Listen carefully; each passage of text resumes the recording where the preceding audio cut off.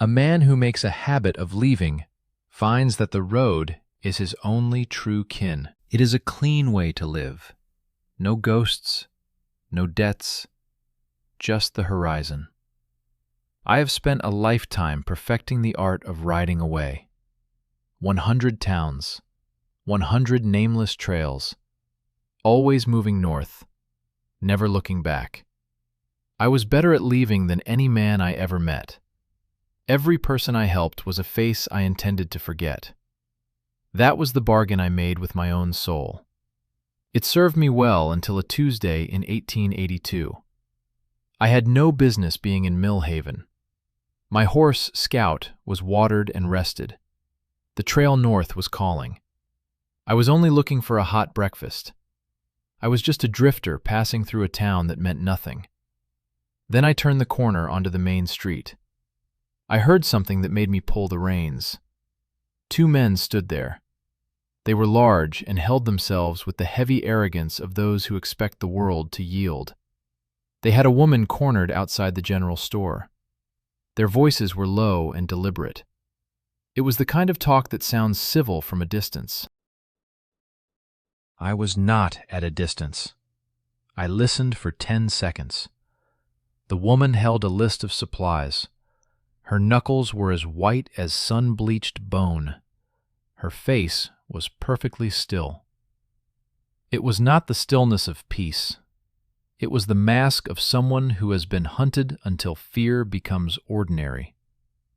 I knew that look. I had seen it in a dozen dying towns. It was the face of a person who had stopped praying for help. I did not plan my next move. I did not think. I simply walked over and stood beside her. I looked at those 2 men with the expression that has ended more lives than any word I ever spoke. They looked at my scar. They looked at my poncho. They saw the twin holsters riding low on my hips. The conversation died right there. They turned and walked away. The woman did not thank me. She studied me with the sharp, cold judgment of a hawk. She took 3 seconds to weigh my worth. Then she spoke. "You are the one they call the nameless gunman." I told her I had been called that. She said she had been looking for me. Her name was Catherine Aldred. She owned the Aldred Ranch 12 miles to the south. She needed help. The kind of help a man with a star on his chest would not provide. I looked at her tired eyes. They were not asking for pity. They were only asking for a weapon. "Buy me breakfast," I said. "Then you can tell me everything." I did not know then that I would not be riding north for a long time. The cafe was 2 doors down. We found a corner table. The coffee was black and strong and exactly what the morning required. Catherine Aldred spoke with the efficiency of a soldier. She was not going to waste a single word. Her husband Thomas had died 3 years ago. A sudden fever took him. It is the kind of death that claims strong men in a week and offers no apologies. They had built the Aldred Ranch together. 15 years of sweat and blood. They had a growing herd and 6 hands when the grass was high. When Thomas went into the ground, the valley expected her to sell. They expected her to fail and move away. Catherine Aldred stayed. That choice had offended someone powerful. There is a truth about the frontier in 1882 that most men forget. The real slaughter usually starts long before the first shot is fired. A woman could inherit the land. She could hold the title in her hand. But holding it and keeping it are 2 very different things. The frontier is a clockwork of systems, but the gears were forged by men, for men. Credit lines, cattle markets, the very marrow of supply and labor. It was a closed circle. A woman standing alone was a gear that didn't fit. At first, The territory merely tolerated Catherine Aldred. Then it tried to grind her down. The first year was a test of her patience. The neighbors likely waited for her to fold, to let the dust claim the Aldred ranch. But the cattle held. The ranch hand stayed, bound by a rare brand of respect for the woman in the saddle. So the shadows lengthened. Credit dried up like a summer creek. Supplies arrived late, or not at all. At the market, her beef fetched prices consistently lower than the men received. It was a slow suffocation. It was designed to make a soul quit before it broke. Then, the Callaway gang arrived in the territory. 12 men, organized, professionals. They did not trade in random cruelty. They practiced applied violence, which is a far more dangerous animal. Since their arrival, 3 ranches had already surrendered. All 3 went to the same buyer, a land company registered in St. Louis. In Mill Haven,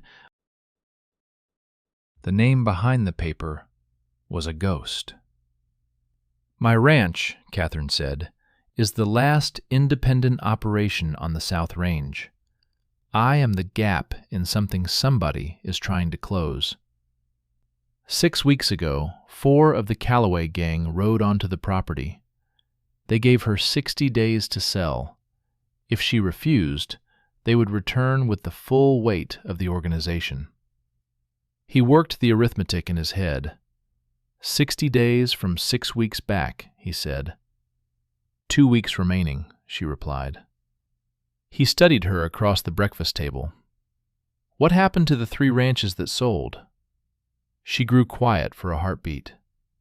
One of the Mallister hands was killed. They called it an accident. Nobody believed the lie. He asked why she hadn't gone to the law. Catherine's expression remained carved from stone, but her eyes darkened. The sheriff in Mill Haven has been very busy lately. He is too occupied to investigate fences that cut themselves or cattle that walk away. She paused. He rides a new horse. He has had it for about 6 months.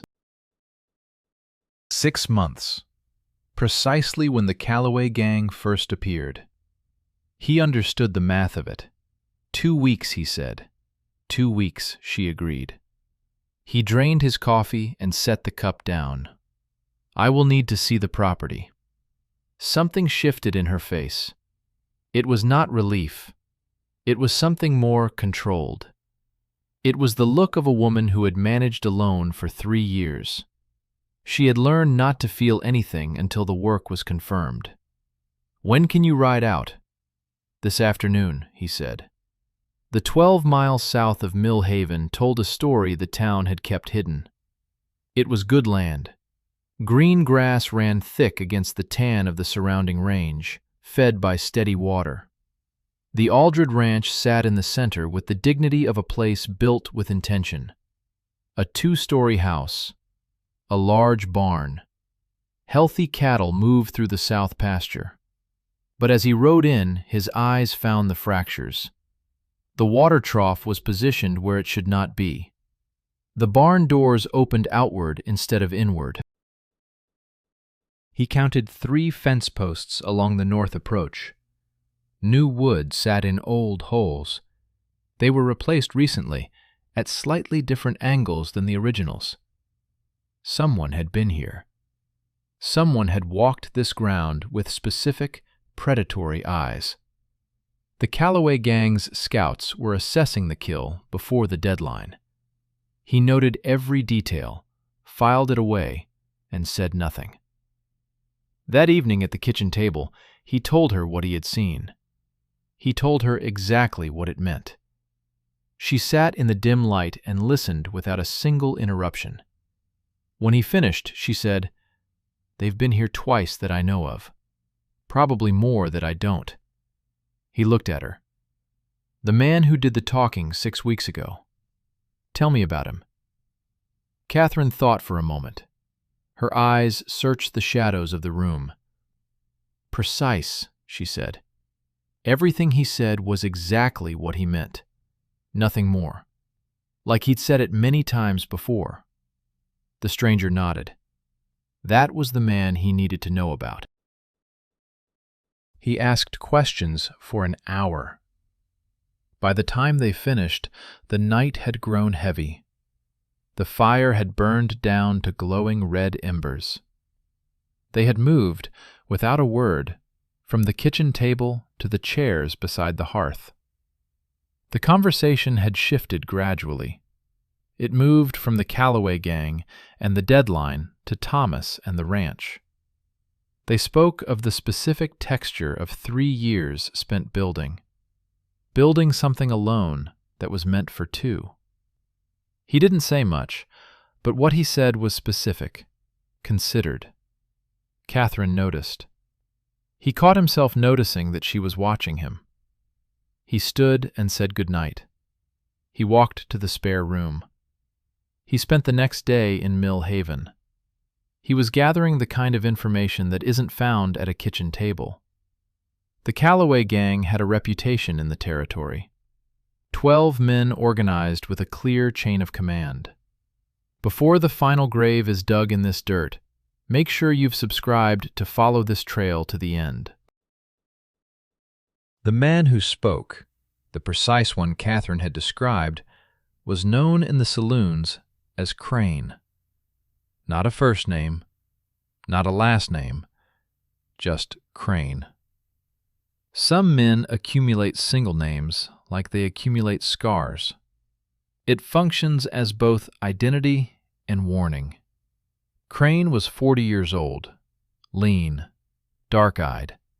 He had the bearing of a man who had been in this business too long. He stopped finding it interesting and simply found it functional. Crane did not fight if he could intimidate. He did not intimidate with noise.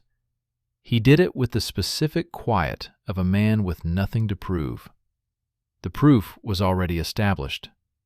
He was the most dangerous kind of professional, methodical, a survivor.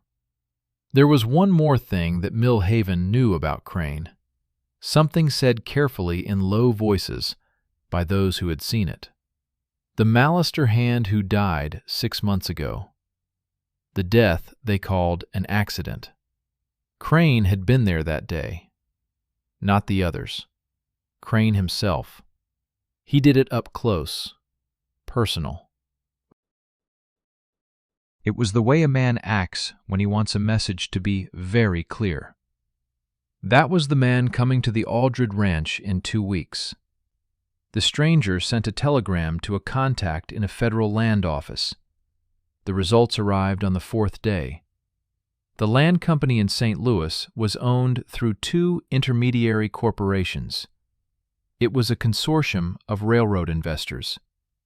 They had determined 18 months earlier that the South Range water rights were a significant asset. They wanted a rail line extension.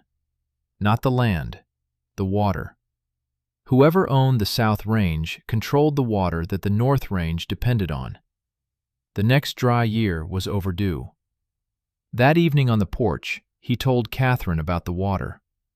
She was quiet for a long time. The only sound was the wind in the grass. Thomas knew, she said finally. He talked about it. He said whoever controlled the Aldred water rights controlled the South Range. She paused. He said it like it was a responsibility, not an asset. The stranger looked out at the dark horizon. It's both, he said. He would have hated what they're doing with it. Most men who build things hate what happens to them after. She looked at him. Then she said something he wasn't expecting. He had been on many porches in many towns. He had heard the quote 9 conversation 1,000 times. Most of the time, a man gives the truth that is required and nothing more. That evening, I found myself giving her more. It was not because she pressed me. It was the specific, quiet quality of her listening. It made more feel like the right amount. That should have been a warning. I was not paying attention to the signs. On the morning of the 5th day, the stranger rode out to find Crane. He did not head toward the base of the Calloway gang. Instead, he read the tracks from the 3 properties already sold. He followed that trail northwest. Scout's ears twitched to full attention before the draw even came into view. 12 men sat below. They were disciplined and organized. You can tell how dangerous a man is by how he sets his camp. These men were professionals. Crane sat apart from the others at a small fire. He was reading a book. The gunman rode down. The camp went alert the moment he crested the ridge. Positions shifted and hands moved. It was the automatic response of men who killed for a living. The stranger kept Scout at a walk. His pace said he was not surprised by them. It said he was not concerned. He stopped 20 feet from the fire. Crane looked up from his pages. He studied the stranger with dark, methodical eyes. He finished his assessment in 3 seconds. Quote, 10, Crane said. He did not sound surprised. He sounded like a man confirming a report. Quote, 11, the stranger asked. Crane replied. One of the men to the right shifted his weight. His hand moved 3 inches toward his leather. The stranger's right Colt was out before the man finished the thought. He did not point it. He held it at his side, barrel toward the dirt. The message was in the speed, not the aim. The camp went very still. Quote 13, the stranger said. Crane made a small gesture. The man froze. The stranger then showed them the left Colt at the same blinding speed. Crane watched this closely. He looked like a man updating a grim calculation. A long silence followed. Crane said finally. The stranger nodded. He spent the remaining days turning the ranch into a fortress. He checked every approach and every angle. He found every position of advantage. Gus was placed at the north fence line. Paul waited in the barn loft. Catherine stayed in the house. She was armed with the expression of someone who would make her own choices. In the evenings, he sat on the porch with Catherine Aldred. They talked about Thomas. They talked about the ranch and what came next. She spoke of the future. She did not speak with hope. She spoke with a plan. On the 8th day, she found him in the barn, checking Scout's legs. She said she had asked around Millhaven. He said nothing. He kept his hands on the horse. She asked. He thought on that for a moment. He said, she looked at him then. She said simply, she turned and went back to the house. There are men who talk about what they have built. There are others who only talk about what they have survived. In this life, truth and lies are often the same trail seen from different ends. Catherine Aldred was telling me both at once. I listened closer than a man in my trade should. They didn't wait for the deadline. They came 3 days early, riding through the gray light before dawn. Scout felt them first. His ears twitched in the corral, catching a shift in the air before the eye could see it. 30 seconds of grace. That was all the warning we got. Then the first shape broke the horizon on the north ridge. 12 men in total, spilling out from the northwest like a slow-moving stain. They used the same play they had used on every other property. They split into 2 groups. 8 took the north approach. 4 circled to the west. It was a classic pincer move designed to crush a man. I stood in the yard of the Aldred Ranch. Both my Colts were loose in their leather. Scout didn't need a command. He moved to the fence on my left. He positioned himself with the practiced ease of an animal that has smelled gunpowder before. He knew the angles. The north group came in at a trot. 8 men spread out with professional precision. I let them reach the yard. I let them feel the weight of the silence. Then I drew. The lead rider spurred forward and fired. The lead went where I had already stopped being. Reflex took over. A step to the left, a shift in weight, and the right colt barked. 1. 2 more riders from the north tried to flank me. I expected that. What they didn't account for was Scout. The horse slammed his weight against the fence rail on the left. The wood swung wide, catching the leftmost rider as he committed to his shot. His mount stumbled. His lead went wide into the dust. My left colt found its mark. 2. The remaining 5 from the north pulled their reins tight. They weren't running. They were recalculating the cost. I pivoted toward the west. The 4 from the west had held back. They wanted the north group to keep me occupied. It was a smart play. But they forgot about Gus. He was up on the north fence line with a clear line of sight. He fired just as I turned. He didn't aim for the men. He put lead into the ground in front of the lead horse. The earth sprayed. The horse reared. The formation shattered. I had 1 second in the chaos. 2 shots. Both found the riders who were recovering fastest. These were the dangerous ones. 3. 4. The last 2 from the west looked at each other. They saw the math written in the dirt. They turned their horses and vanished. 4 men down in less than 30 seconds. 5 still sat in the yard. And then there was Crane. He was at the back of the formation. He was in the leader's spot, where you direct the dying. He hadn't even reached for his gun. He just watched with those dark, methodical eyes. He was running the numbers. "How many rounds do you have left?" Crane asked. His voice was conversational, professional. "Enough," I told him. "For 5?" he asked. "Find out," I said. A long moment passed. Crane looked at his remaining men. He looked at the 2 who had fled. He looked at the men on the ground who were not getting up. Then he looked at my twin colts.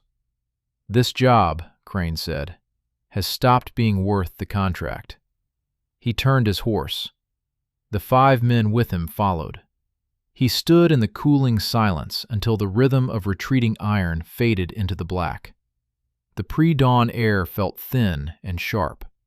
He thumbed fresh brass into the cylinders of both colts. 1 by 1. The mechanical clicks were the only sounds left in the yard. Scout moved in close. The horse's warmth pressed against his shoulder, a silent partner in a loud world. Catherine stepped out onto the porch. She looked at the torn earth of the yard, then she looked at him. Her face softened, just a fraction. It was the look of a woman who had held her breath for a decade and finally let it go. "Is it finished?" she asked. Her voice was thin. "Crane is through," he said. He told her the truth. Whoever bought Crane would have to find a new soul to hire. The law arrived in Millhaven 4 days later. A federal investigator from St. Louis. He was a precise man in a fine coat. He had been chasing the railroad consortium for a long time. The telegrams provided the final link in the chain. The land company's acquisition strategy was halted. 3 properties were flagged for immediate review. The water rights claims were frozen solid. The Aldred Ranch was safe. The stranger stayed 2 more days. The job was finished. The blood had dried. But he stayed because the road north felt longer than usual. He stopped lying to himself. The trail wasn't the only thing pulling at him. On the last evening, they walked the wire together, the full perimeter. He had walked this ground on the first day, looking for kill zones. It felt different now. The same dirt, but he wasn't looking for a problem to solve. They reached the north fence line as the light failed. "It's good land," he said. The words felt heavy. "It is," she agreed. She spoke of Thomas.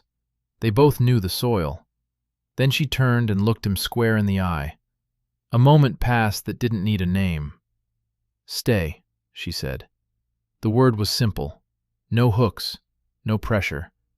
It was the offer of a woman who knew the answer might be no. The shadows stretched over the south pasture. The barn Thomas had built stood like a dark monument in the dusk. He stayed quiet. The silence grew until it became its own reply. It wasn't the answer she wanted. It wasn't the one he wanted to give. It was just the honest weight of a man who belonged nowhere. "I don't stay," he finally said. He struggled for the words. "There are places that need what I do. I'm the only one who does it that way." "I know," she said. She spoke gently. She was making it easy for him, kinder than he deserved. "I know." He looked at the fence she had extended. He looked at the grass turning gray in the evening light. "I'll come back," he said. She watched him for a long breath. "Don't say that if you don't mean it." "I mean it." She gave him a single nod. It was the same nod she gave him on that first morning in Millhaven, the day she decided he was the man for the work. They walked back to the house in silence. He was gone before the sun. He saddled Scout in the black of the barn, working by feel and habit. The horse knew the rhythm of leaving. He led the animal out into the cold yard. He looked up at the second-floor window. A lamp was lit. She was awake. She knew he would go before the light came. She had lit the lamp anyway. He studied the glass of that window for a long, silent breath. Then he swung into the saddle of Scout and turned north. I have walked away from more places than I care to remember. I usually do it the hard way, eyes forward, never looking back. This time felt different. I checked my horse at the crest of the first rise. The Aldred Ranch was a lonely silhouette in the pre-dawn gray. One yellow light still burned in an upper room. I looked at it once, and then I kept riding. There were other places that needed a man with my trade. Besides, I had told Catherine Aldred I would come back. Unlike most things a man says, that was a promise I meant to keep. Scout's hooves beat a steady rhythm north. That lit window sank beneath the ridge. The next shadow was already waiting. It always is. But for the first time in a very long age, something remained in the south. Something warm. Something worth the return journey. 5 chapters are written now. Dust Creek at high noon. The horse in the dry waste. Cold Creek. Dodge City. And that ranch 12 miles south of Millhaven. A widow hired the nameless gunman to save her home and got far more than she expected. So did he. Tell me something before the trail goes cold. Where in this world are you listening to this tonight? Drop your country in the comments. I want to see how far this story has traveled. If you want to keep riding, the last tale is waiting on your screen right now. I will see you further down the trail.